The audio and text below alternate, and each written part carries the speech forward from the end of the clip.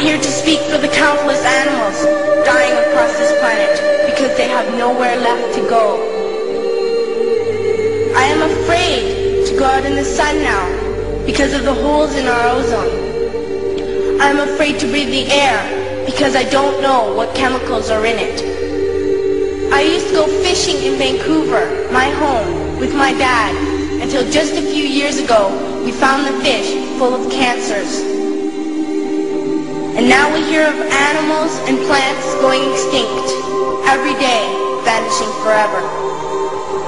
In my life, I have dreamt of seeing the great herds of wild animals, jungles and rainforests, full of birds and butterflies.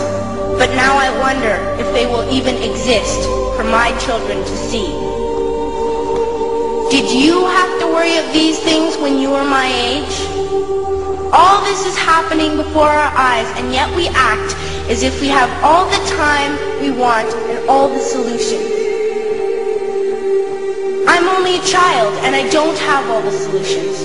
But I want you to realize, neither do you. You don't know how to fix the holes in our ozone layer. You don't know how to bring the salmon back up a dead stream. You don't know how to bring back an animal now extinct. And you can't bring back the forest that once grew where there is now a desert.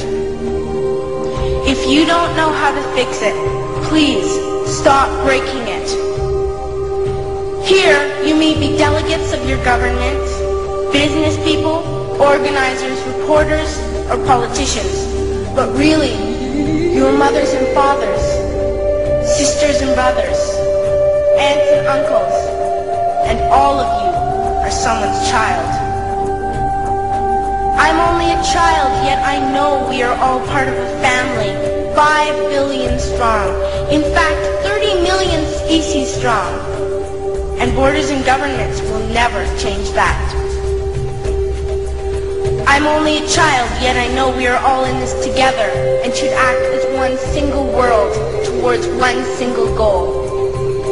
In my anger, I am not blind, and in my fear, I am not afraid of telling the world how I feel. In my country, we make so much waste. We buy and throw away, and yet northern countries will not share with the needy. Even when we have more than enough, we are afraid to share.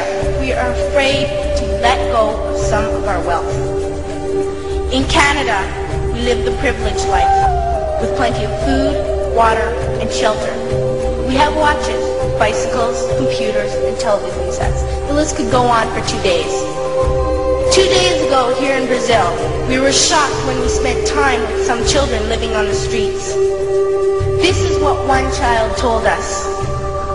I wish I was rich. And if I were, I would give all the street children food, clothes, medicines, shelter, and love and affection. If a child on the streets who has nothing is willing to share, why are we who have everything still so greedy? I can't stop thinking that these are children my own age, that it makes a tremendous difference where you are born. That I could be one of those children living in the favelas of Rio. I could be a child starving in Somalia, or a victim of war in the Middle East, or a beggar in India. I am only a child, yet I know if all the money spent on war was spent on finding environmental answers, ending poverty, and finding treaties, what a wonderful place this earth would be. At school, even in kindergarten, you teach us how to behave in the world. You teach us not to fight with others, to work things out, to respect others, to clean up our mess, not to hurt other creatures, to share, not be greedy. Then why do you go out and do the things you tell us not to do? Do not forget why you are attending these conferences, who you're doing this for. We are your own children. You are deciding what kind of world we are growing up in.